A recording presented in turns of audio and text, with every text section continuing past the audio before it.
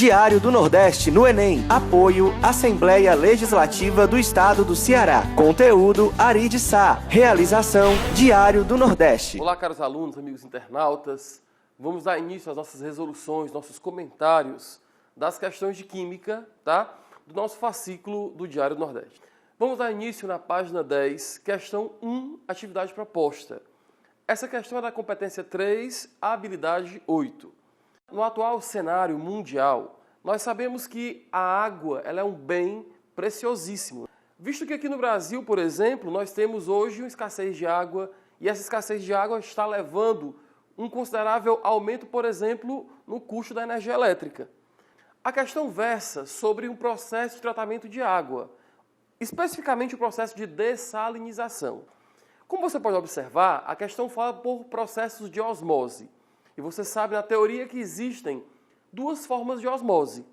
Existe a osmose normal, a osmose comum, onde as soluções concentradas, chamadas de hipertônica, estão em contato com a solução menos concentrada, chamada de hipotônica, e naturalmente o solvente, no caso a água, sai do meio menos concentrado para o meio mais concentrado. Logo, se eu tenho duas soluções de mesmo volume, em cubas, por exemplo, separadas por uma membrana semipermeável, naturalmente, o solvente, no caso a água, passaria da solução menos concentrada, que nós chamaremos de hipotônica, para a solução mais concentrada, que nós chamamos de hipertônica. De tal forma que, ao final do processo, a solução hipotônica diminui de volume e a hipertônica aumentam, até que as concentrações se igualem e se tornem isotônicas. A questão aqui trata na figura de um processo de osmose reversa. Professor, como é a osmose reversa? Nós temos uma solução hipertônica, por exemplo, como a água do mar. Nós iremos exercer uma pressão muito grande nessa solução, iremos esmagar a solução de água do mar, de forma que eu farei a solução hipertônica ser apertada e o solvente passar da hipertônica para a hipotônica. Traduzindo para o português, iremos esmagar a água do mar com altíssimas pressões e a água passa pela membrana, só fica do lado a água pura, chamaremos de água destilada. E quanto mais solvente eu tiro, a concentração da água que fica será maior, ou seja, a pressão osmótica irá aumentar. Logo, nesse processo que versa a questão 1, que é uma osmose reversa, nós temos a passagem de solvente do meio mais concentrado para o meio menos concentrado. Logo, como você pode observar, o item correto da questão 1 é o item C, osmose reversa. A questão 8, proposta na página 13. Uma questão que fala da competência 3, habilidade 10. Nós temos aí a figura de um aterro sanitário. Professor, aterro sanitário que é sinônimo de lixão, né? Não. Nós sabemos que temos uma diferença gritante entre um lixão e um aterro sanitário. Sabe, gente, o lixo ele é um problema não só social, ele é um problema de saúde pública. O lixo armazenado em locais não adequados, ele pode trazer doenças, pode trazer impactos ambientais, por exemplo, na atmosfera, pode trazer impactos ambientais no solo, impactos ambientais no lençol freático. Como assim, professor? Se eu coloco o lixo em um lixão, que é um local onde, por exemplo, eu vou colocar o lixo diretamente no solo, no terreno, por exemplo, sem nenhum tratamento, a matéria orgânica que é jogada lá, por exemplo, resto de comida, animais mortos, né? Ela começa a se decompor.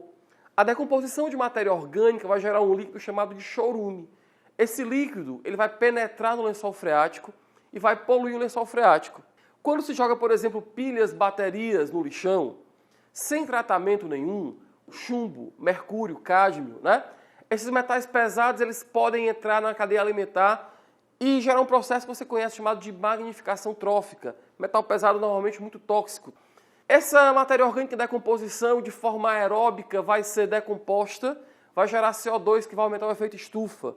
Então você está vendo que essa matéria orgânica, esse lixo jogado em ambiente sem nenhum tratamento, ele vai gerar impacto ambiental e pode gerar doenças. Eu não vou nem falar a nível social, porque nós sabemos que é desumano, por exemplo, termos catadores de lixo, né? Pessoas que moram naquele lixão. Professor, e um aterro sanitário? Vou dizer, um aterro sanitário ele é uma obra de engenharia. Antes de se construir um aterro, se faz um tratamento daquele solo, impermeabiliza-se aquele solo com a manta asfáltica, com a manta polimérica, tá bom? E esse lixo é colocado com drenos, com canos que vão coletar todo o chorume. Esse chorume vai ser tratado, vai ser filtrado e vai virar água de reuso, que pode, por exemplo, ser usado na lavoura, na agricultura, tá bom? Toda aquela matéria orgânica em decomposição, quando vai se colocar aquele lixo, ela é coberta. A decomposição com falta de oxigênio, ela vai ser prioritariamente anaeróbica. E sendo anaeróbica, vai gerar gases como metano, que é um excelente combustível. Esses gases são coletados, são queimados em usinas termoelétricas que geram energia.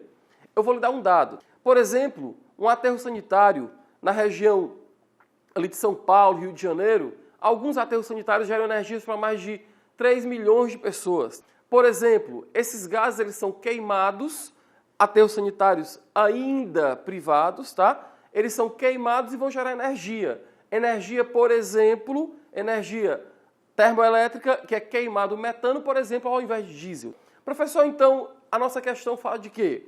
Ela fala de um aterro sanitário, onde nós estamos observando na figura matéria orgânica, lixo, sendo decomposto de forma anaeróbica, que vai gerar prioritariamente um gás chamado de biogás, que é uma mistura de gases, onde o maior percentual, cerca de 75%, é do gás metano.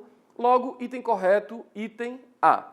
Espero ter contribuído com o seu aprendizado. Tudo de bom e até a próxima. Questão de número 3, página 11. Competência 3, habilidade 8. Viganella é uma pequena vila na Itália, localizada no fundo de um vale profundo, cerca de 130 quilômetros ao norte de Milão. Tudo parece bem em Viganella, exceto que a aldeia está localizada no lado errado de uma montanha íngreme.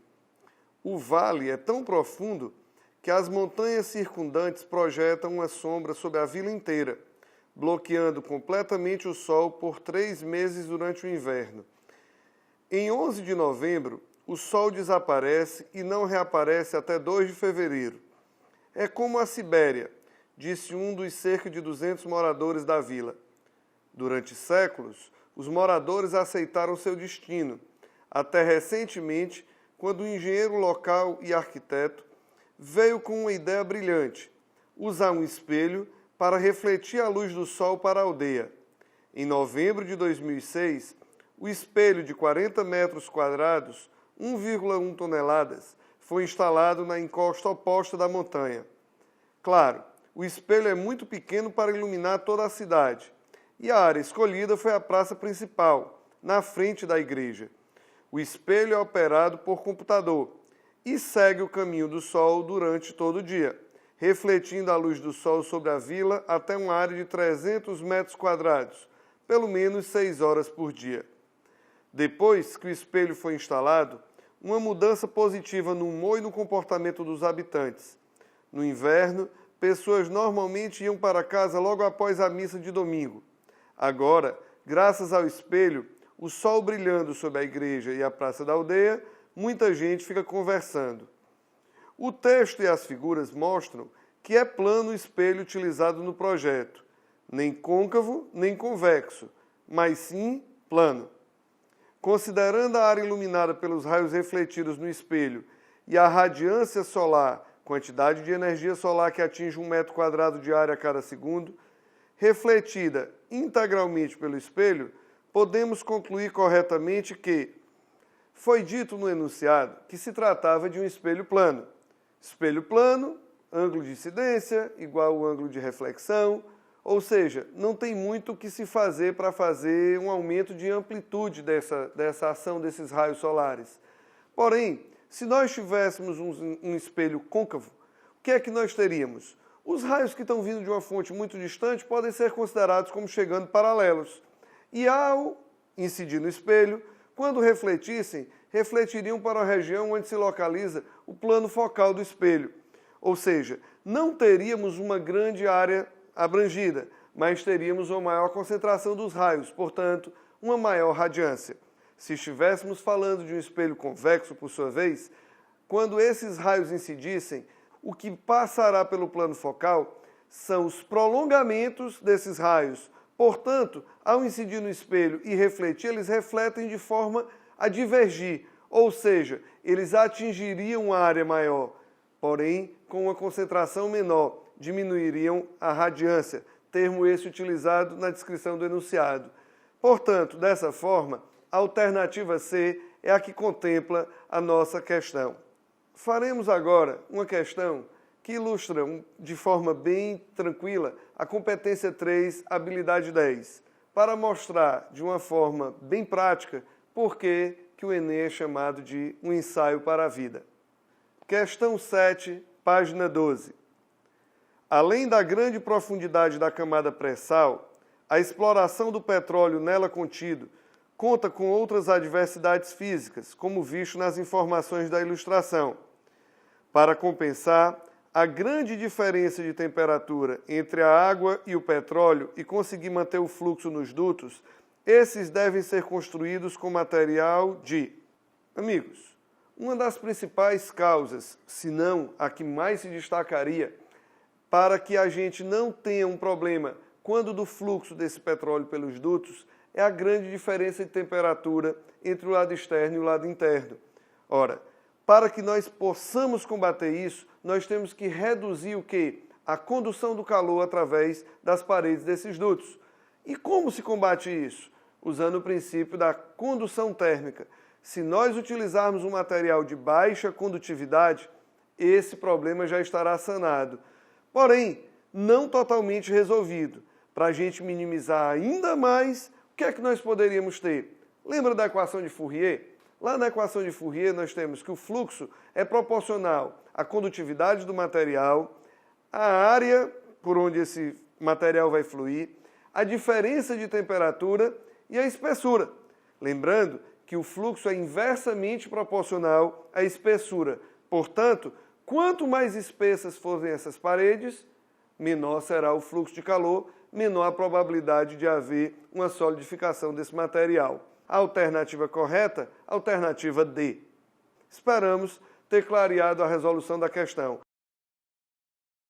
Amigos internautas, a nossa questão de número 9, ela trata de temas bem atuais, temas estes que buscam sempre a melhoria da qualidade de vida do homem. Ou seja, trabalharemos agora a questão da transgenia e a questão da engenharia genética. Questão 9. A questão afirma biofábricas a pleno vapor no país. Parcialmente a questão retrata a questão da teia de aranha, onde o homem busca a produção de teias sintéticas, resistentes e flexíveis, mas a custos razoáveis. Para isso, um grupo de pesquisadores brasileiros pode ter obtido resultados importantes neste campo, ou seja, a partir do DNA de aracnídeos brasileiros, produziram biopolímeros que poderão ser aplicados a produtos tecnológicos no futuro.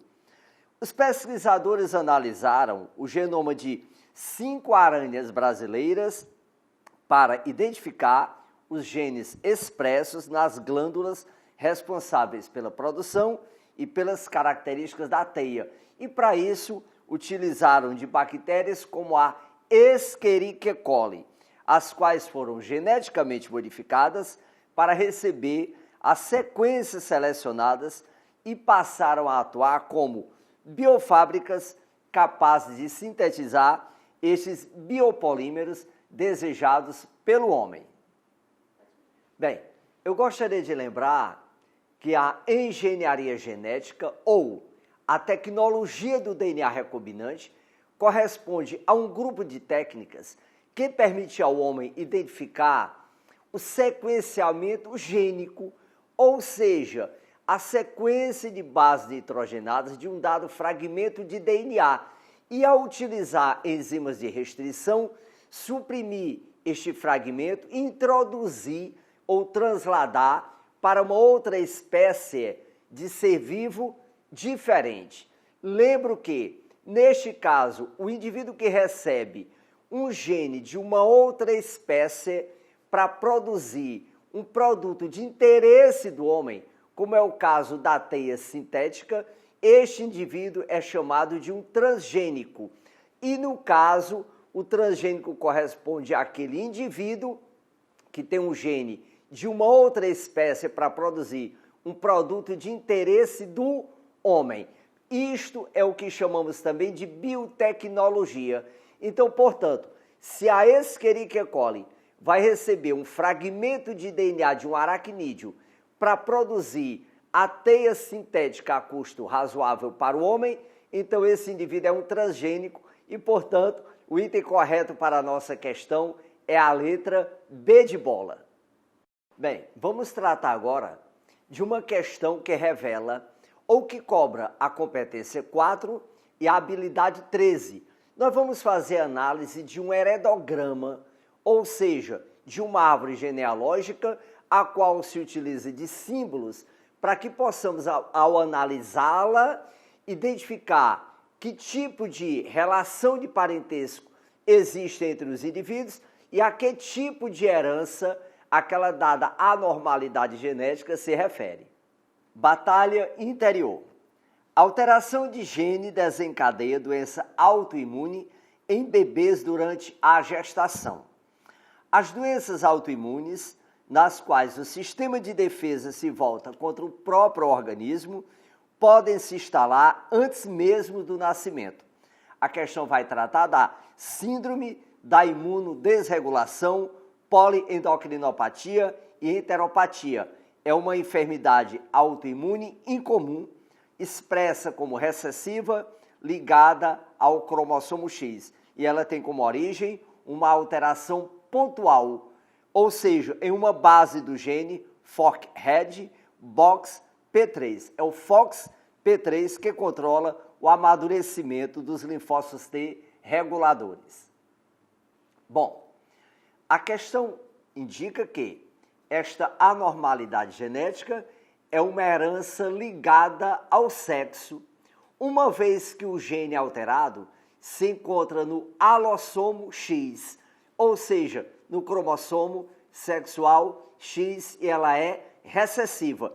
Então, fazendo a análise do heredograma em questão, o item A indica que o indivíduo 2,1 é heterogamético e é um hemizigoto com genótipo A grande a pequeno. O item está equivocado, por quê? Porque o indivíduo 2,1, ele é um heterogamético, porque é um homem, ele é, portanto, um XY, e ele é um hemizigoto, mas o genótipo dele não é A grande a pequeno, porque não se trata de uma herança autossômica.